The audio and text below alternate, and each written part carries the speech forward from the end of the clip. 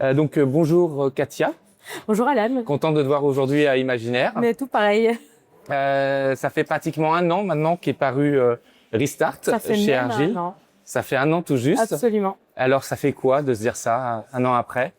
Alors, c'est assez incroyable parce que ça ne fait que un an et il m'est arrivé une tonne de choses positives suite à ce texte que je pensais très sincèrement intéresser très peu de personnes. Et en fait, la première des surprises, c'est l'éventail très très large, malheureusement, de gens qui se sentent concernés par ces sujets-là. Et comme c'est un livre qui invite au partage, maintenant je me rends compte, ça a donné lieu vraiment à des rencontres vraiment extraordinaires la possibilité d'approfondir ce sujet parce que la discussion commence après le livre en fait. Et oui, parce que ce texte parle du corps, du regard sur le corps, de soi, des autres. Lors de la réception du prix, tu as parlé de Théodore, Charles et Antoine. J'ai été Oui. rechercher les noms. C'était un moment super fort pour les personnes qui ont assisté à cette remise de prix très méritée. Merci. À quel moment tu as décidé de révéler ce pan qui est quand même très personnel? Eh bien, c'est grâce aux lectrices qui venaient déposer chez moi parce qu'aujourd'hui, avec les réseaux sociaux, on a la chance aussi de pouvoir converser directement avec quelqu'un qui vient juste de terminer la lecture et qui prend le pari d'écrire en fait à l'auteur ou l'autrice. Et une des questions qui revenait souvent, de personnes en détresse souvent, c'était comment vous en êtes sortis. Et là, je me suis dit, je ne peux pas mentir. Ça va être peut-être décevant, ça va être étaler ma totale vulnérabilité et ma plus grande faiblesse, mais il faut que je dise la vérité. Je n'en suis pas sortie. Et Restart était une façon de raconter cette traversée quand on a ce poids à la fois de manière littérale et de manière figurée, à chaque moment de la journée, ce qui devrait être quelque chose qui nous permet de vivre devient une angoisse permanente. Je me suis dit, si je veux être honnête, il faut que je dise la vérité, je n'en suis pas sortie. Vraiment. Mais du coup, pour aller jusqu'au bout, cette vulnérabilité-là, la regarder en face et pouvoir en discuter, m'a fait prendre conscience, pour les lectrices qui ont lu Restart, je vais dire que je ne voulais plus reprendre la pilule Restart. Et du coup, comment est-ce qu'on fait? Et on cherche des pistes, et on échange. J'ai presque envie de dire qu'il y a presque une communauté Restart maintenant qui me suit et avec qui je converse encore. Et ce qui m'a surpris, alors dans le discours, je pense que la façon dont tu as exprimé l'origine du mal, si je peux dire ça comme ça, a dû faire écho à de nombreuses femmes. Moi, en tant qu'homme, les scènes que tu as décrites ont été presque un choc, une baffe. Est-ce que tu as conscience aussi que probablement tu as révélé à des personnes qui étaient loin de se douter du quotidien de ces éléments-là? En fait, j'ai été la première à avoir l'effet qui se coule. C'est-à-dire que moi, j'ai écrit le texte et ce n'est que lorsque mes éditeurs, Patrick, Xavier, Simon, ont lu le texte en première ligne qu'ils m'ont dit c'est du body horror. Et je n'avais pas conscience de la violence de ces scènes parce que pour moi, elles étaient presque... c'était des idées qui m'étaient passées par la tête. Et donc, à ce moment-là, je me suis dit, mais mon Dieu, en fait, ce qui se passe dans ma tête est de l'horreur pour d'autres personnes. Est-ce que, Katia, t'es pas en train de vivre perpétuellement dans une violence que tu t'infliges à toi-même? Parce qu'elle vient, cette violence, etc. Et ça, c'était un an avant la sortie du livre. Après, j'ai pu travailler avec Florence Bourriot, qui était mon éditrice sur Restart aussi. Une femme avec qui j'ai pu partager aussi ce vécu. Et du coup, moi-même, j'ai eu l'effet qui se coule de avoir jeté le texte et puis me prendre les effets en pleine face. Et pour ce qui concerne les lecteurs et les lectrices, ce qui revient assez souvent, c'est ça m'a donné une gifle. Et du coup, alors tu parles un peu de ce double effet qui se coule, Oui. et t'es en train d'avoir le deuxième. Comment tu vis cette forme de SAV, si je peux dire ça comme ça? C'est pas toujours évident parce que je pense qu'on a une vision biaisée des auteurs et des autrices. On se dit que s'ils écrivent sur un sujet, que s'ils l'ont traversé, c'est forcément qu'ils l'ont surpassé. Moi-même, je me surprends à croire que quelqu'un qui va écrire sur tel ou tel expérience de vie, trauma, c'est qu'il est prêt à en parler parce qu'il l'a dépassé. La vérité, c'est que ce n'est pas vrai. La vérité, c'est que ce n'est pas vrai, c'est drôle.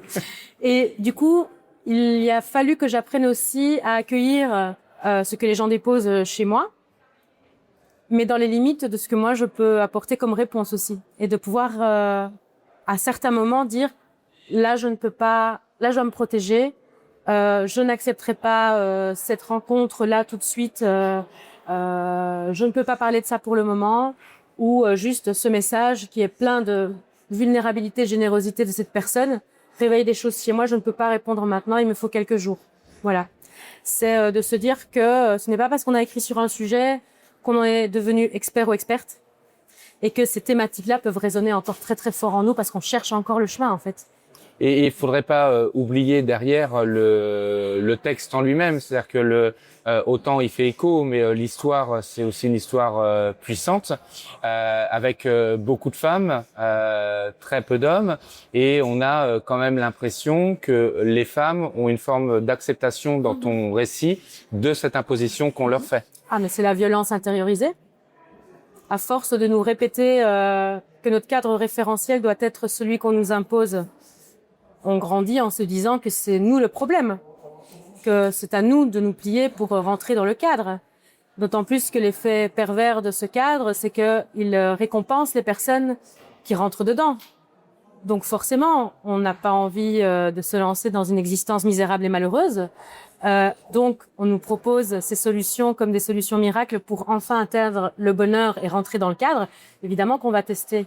Et évidemment que la déconstruction prend énormément de temps. C'est comme c'est dans notre société de manière généralisée, et parfois sous couvert de bien-être, souvent sous couvert de bien-être, des injonctions extrêmement violentes de médecins. Et moi, je suis très en colère contre le monde médical, justement, qui pendant des années m'a apporté des réponses qui étaient « Madame, vous êtes en surpoids, vous avez qu'à manger moins et faire plus de sport ». Et du coup, sortir du cadre, moi, en tout cas, une des pistes que je commence à explorer et qui peut être un élément de réponse pour commencer, c'est enquêter sur vous-même. Enquêter sur vous-même, c'est quoi votre génétique, votre métabolisme, votre vie, quelles sont ses composantes. Vous ne pouvez pas appliquer une méthode toute faite de quelqu'un qui a une certaine vie, une certaine physiologie, une certaine santé, un certain passif médical à une personne lambda. Il faut prendre en compte notre singularité. Et sans ça, en fait, on ne peut que faire du mal. On se fait du mal. Donc, pour moi, en tout cas, une des premières choses, c'est d'enquêter sur soi-même pour sortir du cadre dans lequel on nous a dit qu'on allait être très heureux. En fait, non. Mais du coup, ton texte, je te le dis parce qu'on l'a beaucoup, je le partage beaucoup parce que le format, Sarah, est très intéressant. Il trouve un écho autour de beaucoup de personnes. Alors pas uniquement au niveau du discours, mais aussi au niveau de l'histoire. Donc, tu as eu le prix Julia Verlanger l'année dernière, en même temps que Prémé Mohamed.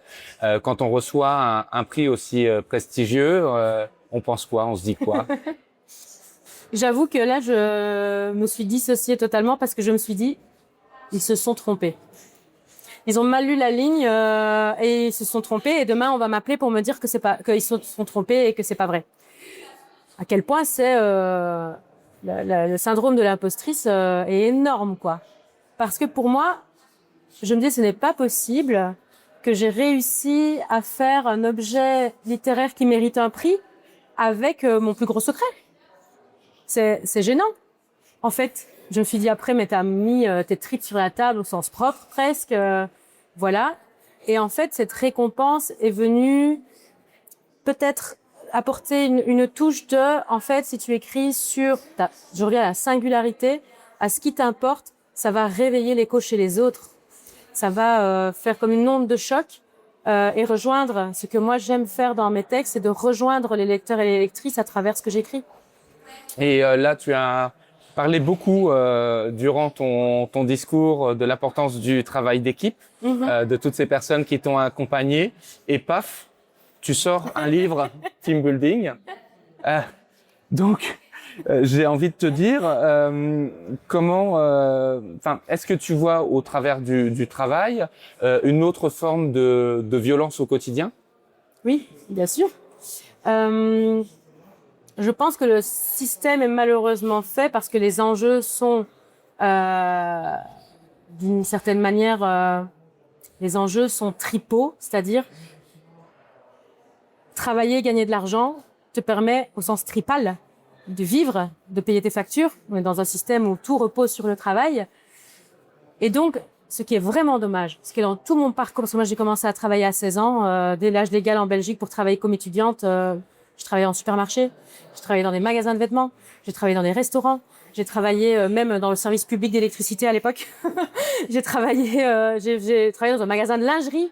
J'ai travaillé dans le privé, dans le public. J'ai travaillé en production, en écriture, en bibliothèque. Enfin, vraiment, j'ai eu un panorama assez grand de ce qu'est l'univers du travail, venant d'une famille ouvrière, de parents commerçants. Ce que j'ai trouvé dans tout ce parcours, c'est que j'ai rencontré des gens à chaque fois, mais formidables. Il y en a certains qui sont restés mes amis, etc., des collègues, mais où en fait l'équilibre humain entre collègues est toujours menacé par le système du travail tel qu'il est organisé ou désorganisé. Si on regarde un peu l'histoire de team building, on a une entreprise qui a l'air de tourner plutôt bien, d'ailleurs, au début. Et on fait un team building pour que ça se passe encore mieux et non. Disons que la particularité de ce team building, comme beaucoup de team building, c'est qu'il nous sort du cadre habituel dans lequel on côtoie nos collègues, notre hiérarchie, et qu'on nous met dans un cadre plutôt réaliste, plutôt un cadre réel, puisque cette équipe de collègues va rentrer dans un jeu en réalité virtuelle où en fait ils ressentent la projection du jeu comme si c'était leur propre corps. Et l'épopée ne se passe pas tout à fait comme prévu, donc la faim aidant, la fatigue aidant. Je sais pas si vous avez déjà fait juste une rando avec des potes, mais à partir du moment où le corps est engagé et que les besoins physiologiques sont pas tout à fait respectés, je trouve que c'est assez drôle de voir comment les gens montrent une partie de leur vie, de leur facette, une facette de leur caractère qu'on ne peut pas imaginer dans d'autres cadres. Et je trouve que le team building, de manière générale, est assez révélateur. On sort les gens de leur univers connu, on les met dans d'autres situations, il y a d'autres dynamiques qui se créent. Et avec cette particularité, c'est que les personnes qui vont participer au team building sont pas toutes ouf volontaires pour y aller. Non, c'est ça, comme toujours. En fait, moi, je n'ai connu que ça. Je n'ai connu que ça aussi. Est-ce que c'était important pour toi aussi de parler de cette injonction au bonheur au travail? Absolument. Oui. Avec cette injonction à s'épanouir dans son travail, alors que soit on met des choses en place, mais on n'a pas le temps, pas les moyens, pas les ressources, pas la connaissance pour les porter jusqu'au bout, et du coup, à un moment donné, il y a quoi. Ou bien ce truc de team building où forcément on doit hyper bien s'entendre entre collègues. Alors qu'en fait, dans les faits, parfois il y a des collègues qu'on ne peut pas piffer, mais on doit travailler avec eux. Et si on arrive à gérer la relation, en fait, on fait très bien notre travail. Mais moi, je pars du principe que le travail est une partie importante de notre vie, même au sens horaire. Donc, c'est un endroit à investir où on peut exister pleinement. Mais dans l'état actuel des choses, je pense que ça rentre tellement en concurrence avec les enjeux de l'entreprise que c'est vraiment compliqué, en fait. Et alors, tu m'as dit qu'on était quelques-uns à avoir lu et avoir fait le même retour. On a tous l'impression de ce que tu as confirmé, de reconnaître chacun de ses collègues dans les personnages. Oui. Mais en fait, ce qui est drôle, c'est que donc j'ai travaillé dans un magasin de vêtements, j'ai travaillé dans l'Horeca, j'ai travaillé public, privé, et en fait, je trouve que dans ces constellations de personnes, il y a toujours plus ou moins les mêmes caractères qui se combinent. Il y a l'enthousiaste qui va dire mais si, on va y arriver, qui veut être comme dans une famille en fait. Il y a la personne qui vient prester et elle, sa vie, elle est ailleurs. Et on comprend que, il ne se mêle pas vraiment au reste de l'équipe. Il y a la personne qui est carriériste et qui vraiment pense que tel deadline, tel enjeu va décider de sa vie. Et en fait, on essaie de se dépatouiller avec ça. Mais je trouve que dans tous les secteurs, il y a souvent une constellation qui ressemble à ça. Et donc les deux romans sont classés en littérature de l'imaginaire. La touche imaginaire est quand même relativement légère finalement Oui. dans les deux. Pourquoi tu abordes ces thématiques qui sont des thématiques de société très actuelles au travers du prisme de l'imaginaire? C'est parce que c'est plus fun. Là, je me oufti liégeois, bien senti. Mais non, mais si Restart, j'avais dû écrire un bouquin sur les trucs du comportement alimentaire et l'industrie de la beauté. Enfin, là, de manière tout à fait documentée, contemporaine, etc. Je crois que je m'ennuierais en fait. Ça permet aussi de prendre de la distance et de presque supprimer l'autocensure. Parce que moi, d'écriture dans un choix plutôt réaliste, me coupe en fait de ce qu'il est possible de tirer de l'histoire et de tirer de la thématique. Et du coup, quelles sont tes actualités après? Est-ce que tu as quelques... Oui. Donc Team Building sort au début, fin mai. Je pense que la date officielle est le 28 mai. Donc l'interview sera à peu près au même zoo. Voilà. On l'a fait un peu avant. J'ai hâte de voir la réception parce que je change tout le temps. Je n'écris jamais dans la même manière, dans le même univers, ni dans le même genre.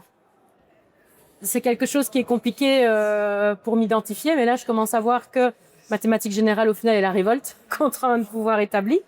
Mais c'est surtout mon premier bouquin écrit sous forme de comédie. J'avais besoin de mettre de la comédie, d'en faire presque une parodie, justement pour retrouver de la liberté et de la légèreté après la souffrance d'avoir écrit Restart. Et un roman qui va sortir au Forges Vulcain au mois d'octobre. Le titre provisoire est Si belle. Je ne suis pas sûre qu'on va le garder, comme je ne suis pas sûre qu'on va pas le garder, qu'on va le garder, je ne sais pas, on va voir. Où là, en fait, c'est aussi un imaginaire très léger. C'est-à-dire que c'est du fantastique, mais ça pourrait être du thriller psychologique, en fait. Typique des Forges.